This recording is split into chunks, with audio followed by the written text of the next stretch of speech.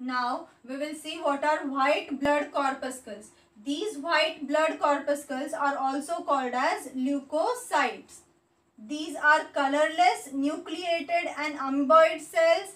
They are larger than RBCs. These WBCs or white blood corpuscles or leukocytes, they are colorless. They do not have any color. They are nucleated, means nucleus is present in these cells. Amoeboid, and they are larger than RBCs. They can move out of the capillary walls by the process of diapedesis. Now here, suppose if these are the walls of the capillaries, the walls of the capillaries have some spaces in them. So what happens?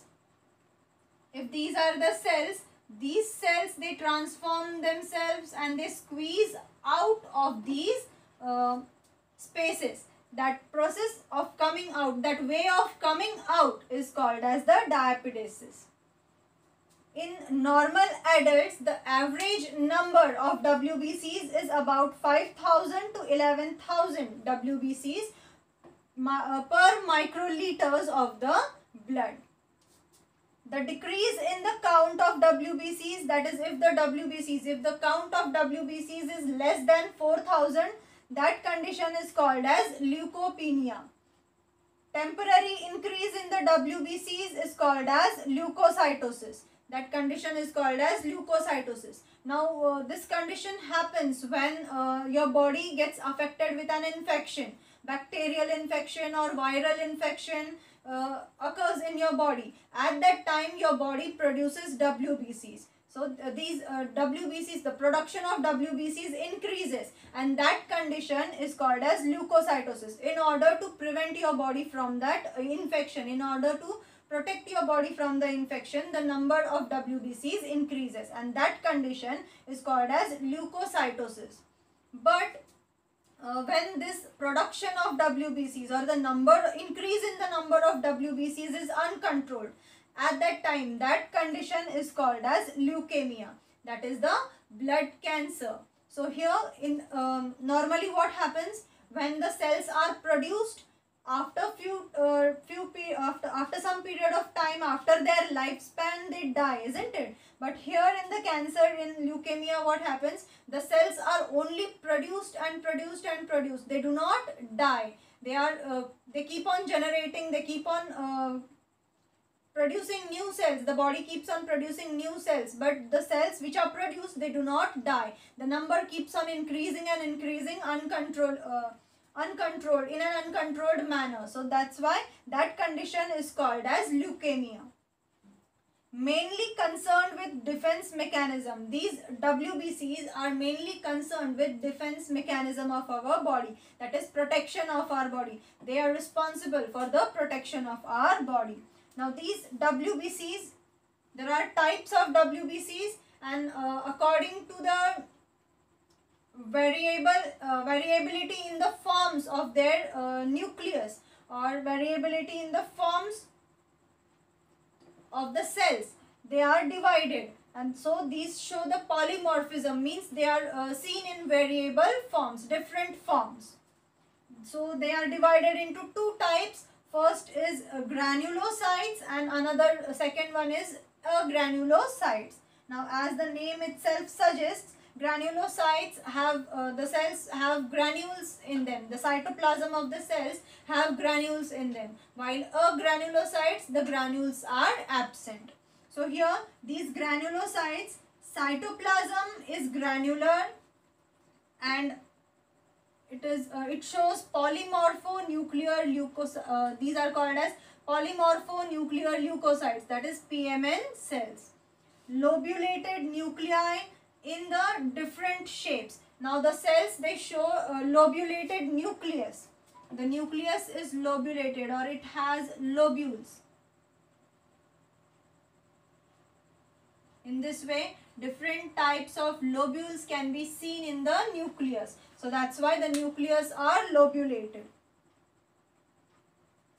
Formed from myeloid stems. These granulocytes, they are formed or generated from the myeloid cells. constitutes about 72% of total WBCs. Now the total percentage, out of the total percentage of WBCs, 72% are the granulocytes. Granules are secretory vesicles. These granules, they are secretory vesicles. They contain various secretions and enzymes. Various secretions and enzymes are stored in those vesicles. Depending upon their staining property, they are classified into three types, that is neutrophils, basophils and acidophils. Now, depending upon their staining property, the stains which are used on them, they show color changes in particular stains. So according to that staining property, these are classified into three types, that is neutrophils, basophils and acidophils. These cells, if they change in the color in acidic stains, so those are acidophils. If they change in their color or take the color of the basic stain, so they are basophils. And if they do not show any color change, they are neutrophils. So here first we will see what are neutrophils and what are their structure. So here neutrophils, they are large in number and they are evenly distributed, they are very fine and they are stained with neutral stains. So here these neutrophils, they are large in number. They are evenly distributed and they are very fine and they are stained with neutral stains. They are about 70% of total WBCs. Out of 72%, 70% are about neutrophils. Cells are spherical and nucleus is several lobed. Now here, as you can see, the cells are spherical and the nucleus are several lobed. Many lobes are seen in the nucleus. They are able to perform amoeboid movements and phagocytosis. So they are able to perform amoeboid movements. The movement which I explained you here, that are amoeboid movements. So they are able to perform such kind of movements and they also perform phagocytosis. Phagocytosis means suppose if any pathogen or bacteria enters in your body. So these cells, WBCs, what they do? These cells, they will take in the bacteria or the virus. So they will take it inside the body, inside the cell body, and they will eat it, digest it. That process is called as phagocytosis. They are responsible for destroying pathogens. So these neutrophils, they destroy pathogens. The pathogens which enter, the germ-causing microorganisms, so disease-causing germs which enter in our body. These neutrophils, they destroy them. Pus is a mixture of neutrophils, damaged tissues and dead microbes. Now when these cells, they perform phagocytosis and destroy the pathogens, what happens? These cells also die. Fighting against those pathogens, these cells also die, and whatever is left after these cells die, that mixture is the pus, and it is a mixture of neutrophils, dead neutrophils, damaged tissues and the dead microbes. Now the next type is basophils. These basophils, they are very few granules are present in them. Their cytoplasm has very few granules. They are larger in size and they are stained with basic stains like methylene blue. They are also called as cyanophils. These basophils are also called as cyanophils. They are non-phagocytic, small and spherical. These basophils are non-phagocytic. They do not perform phagocytosis. So they are non-phagocytic. They are small and they are spherical. About 0.5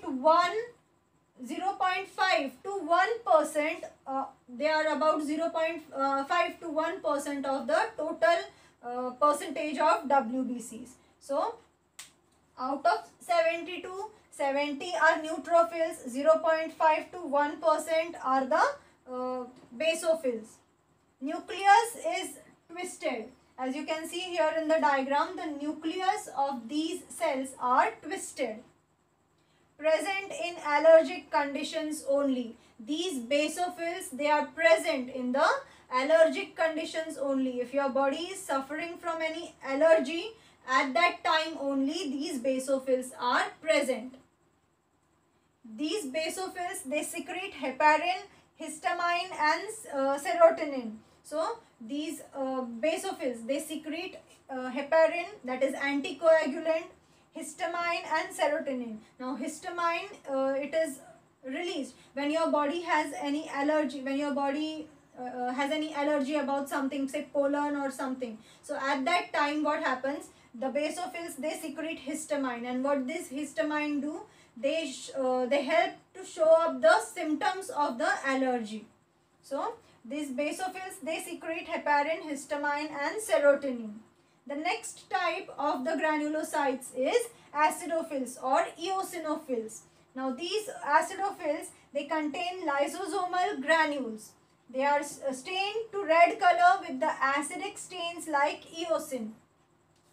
They are about 1 to 3% of total WBCs. About 1 to 3% of the total WBCs are the acidophils. Nucleus is bilobed. The nucleus shows 2 lobes. That's why it is called as bilobed. They destroy antigen and antibody complex by phagocytosis. Their number increases in allergic conditions. Their number also increases in allergic conditions. They show antihistaminic properties. Now antihistaminic means what? They reduce the symptoms of allergy. Here histamine, what it does, it shows the symptoms of allergy. But what these acidophils, they do, they reduce the symptoms of allergy. Responsible for detoxification and produce antitoxins. These acidophils, they produce antitoxins, and with the help of those antitoxin, detoxification process is done. The second type of WBCs are agranulocytes. These agranulocytes constitute about 28% of the total WBCs. Cytoplasm is without granules. A granulocyte, its name itself states that there are no granules in its cytoplasm. Cytoplasm is without granules and it is formed from the lymphoid stem cells. Whereas we saw granulocytes, they are formed from the myeloid stem cells. These agranulocytes are formed from the lymphoid stem cells. They can divide by mitosis. These agranulocytes, they can divide by mitosis, whereas granulocytes, we saw, they cannot divide. They fight against the pathogens and they die over there. They do not divide, they do not multiply. So these agranulocytes, they divide by mitosis. Nuclei are large in size and are not lobulated. So these nuclei of the granulocytes, they are larger in size and they are not lobulated. Nuclei doesn't occur in the form of lobules, so they are not lobulated. The types of agranulocytes, first is lymphocytes. Lymphocytes are smallest of all WBCs. All the WBCs, among them the smallest one in size are the lymphocytes. Large spherical nucleus. The nucleus is large and spherical. About 25 to 30% of total WBCs. These lymphocytes are about 25 to 30% of total WBCs. Depending upon the function, these lymphocytes are divided into 2 types. First is the B lymphocyte and second is the T lymphocytes. Now these B lymphocytes are matured in the bone marrow. These B lymphocytes, they are matured in the bone marrow. They are responsible for the antibody production or the humoral immunity. And they are highly specific antigens. So these B lymphocytes, they are matured in the bone marrow and they are responsible for the antibody production. They produce antibodies or humoral immunity. The second type is the T lymphocytes.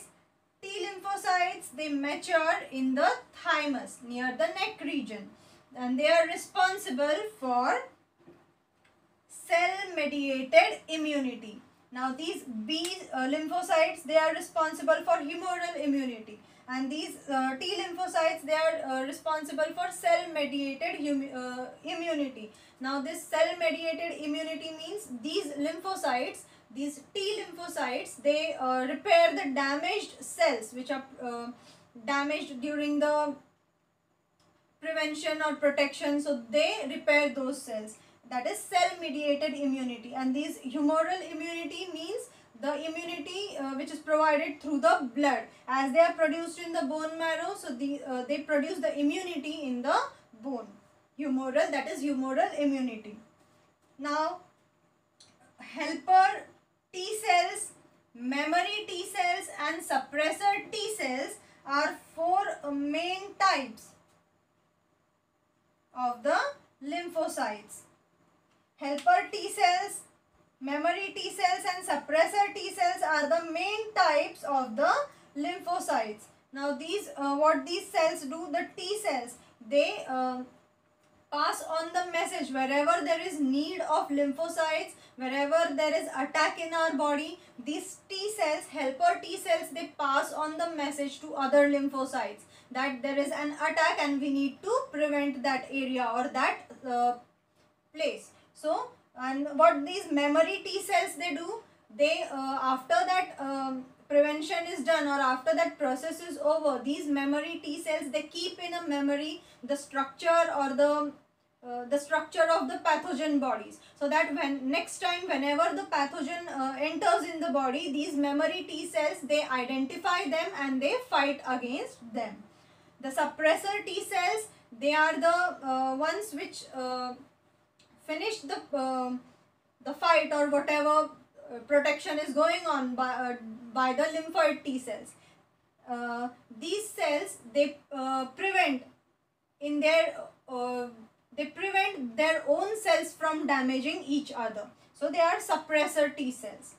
So these are the main types of T lymphocytes. The second type of the lymphocytes, the second type of the agranulocytes is monocytes. Monocytes are largest of all WBCs. Now these lymphocytes, they are smallest of all WBCs, while these monocytes, they are largest of all WBCs. The nucleus is large, bean or kidney shaped. The nucleus which is present inside the cell, it is large and the shape of that nucleus is bean or kidney shaped. About 3 to 5% of WBCs. Now these monocytes, they constitute of about 3 to 5% of the total WBCs. Actively motile and they give rise to macrophages.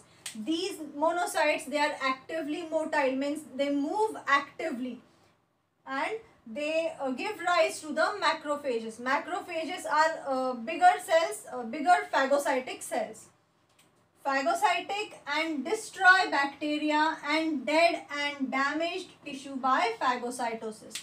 These monocytes, these are phagocytic in nature and they destroy the bacteria and whatever the dead and damaged tissues are there by the process of phagocytosis. As I said, phagocytosis, when a pathogen or bacteria enters inside the inside your body, what these phagocytic cells they do, they engulf the bacteria or the virus or the pathogen inside their body and they digest it, they kill it. So that is phagocytosis. These monocytes are phagocytic in nature and they destroy the bacteria and the dead and damaged tissues by the phagocytosis.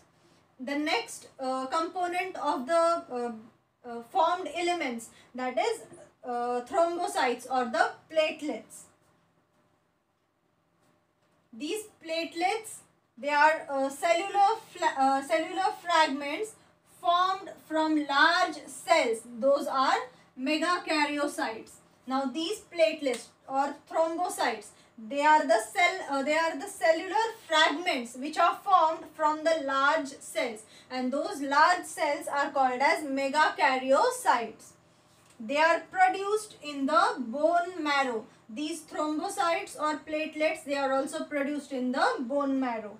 They are small and oval shaped cell fragments without nucleus. Now they are small and oval shaped cell fragments, and they are without nucleus. Without nucleus means nucleus is absent over here.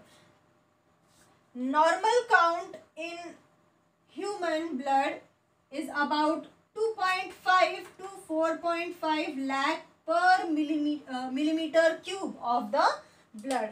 So the normal count of the platelets or thrombocytes in a human blood is about 2.5 to 4.5 lakhs per millimeter cube of the blood. The decrease in the number of the thrombocytes than the normal number, this condition is called as thrombocytopenia.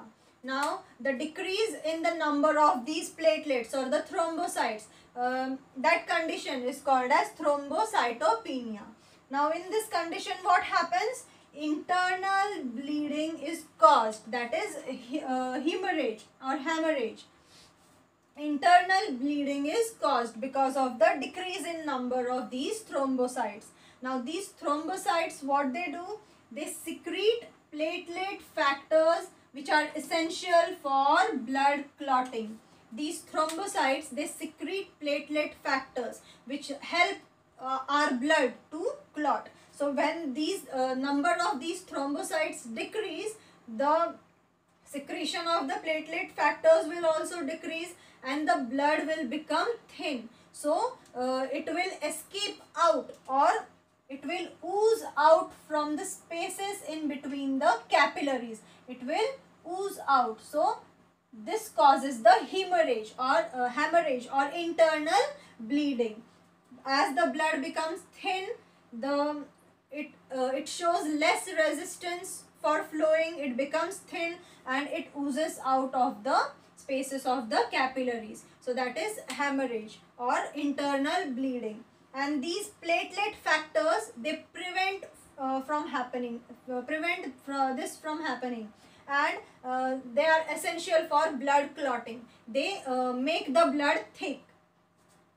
They seal the ruptured vessels by formation of thrombus, that is platelet plugs. Now these thrombocytes, they seal the ruptured vessels by formation of thrombus or platelet plug. Now whenever you get wounded, what happens? After few days, a brown colored layer is formed on your skin, isn't it? So that is the formation of thrombus or platelet plug on your skin, so that the vessels will be blocked, or the vessels will be ruptured, blood vessels will be ruptured, and the flowing of the blood will be stopped. They secrete serotonin, that is a local vasoconstrictor. Now these thrombocytes, they also secrete serotonin. Now this serotonin, it controls our mood, the mood of a person, and it is a local vasoconstrictor. It controls the activity of the heart at the night time, while you are sleeping, while we are sleeping, the humans are sleeping. At that time, this serotonin is secreted and the activity of the heart is controlled. As we have talked about this in the sleep cycle. In the sleep cycle, when a person is in a deep sleep, what happens? The inspiration slows down, the activity of the heart or the body slows down, the brain activity of the brain slows down. So that is because of the serotonin. It controls the heart activity. So now, what is blood clotting? Blood clotting or coagulation, it is the process of converting liquid blood into solid form. The liquid blood is converted into the solid form, that is called as blood clotting or coagulation of blood. Now, it may be intrinsic or extrinsic process. Intrinsic means the contact of the blood with the foreign surface, with any foreign surface, or in extrinsic means the contact of the blood with the damaged tissue. So, it may be intrinsic or extrinsic process. It involves interaction of various substances called as clotting factors. Now, it can occur stepwise or by cascade mechanism. Now, it involves the interaction of different substances that is called as clotting factors, and it can occur stepwise or by cascade mechanism. Cascade mechanism means one after the other. It means one leads to the other, after that again another, after that again another. That is the cascade mechanism. So, it involves the interaction of various substances. Those substances are called as clotting factors, and it occurs by cascade mechanism. So, about 12 factors of clotting. There are about 12 factors of clotting, and they are numbered as 1 to 12. Now, among these 1 to 12 factors, the 6th factor is not active. Interaction of factors in cascade manner leads to the formation of thrombin. Now, interaction of factors, these 1 to 12 factors, 6th is absent. So, here interaction of these factors in cascade manner, one after the other, that leads to formation of thrombin. Thrombin, it is an enzyme. It leads to the formation of enzyme thrombin. Thromboplastin helps in the formation of the enzyme prothrombinase. Now, thromboplastin, what it does, it helps in the formation of enzyme prothrombinase. And this prothrombinase enzyme, it inactivates heparin. Now, heparin, as we know, it is an anticoagulant. It prevents the blood from coagulating or clotting. So, this prothrombinase, what it does, it inactivates the heparin first, and after that it converts the inactive prothrombin into thrombin.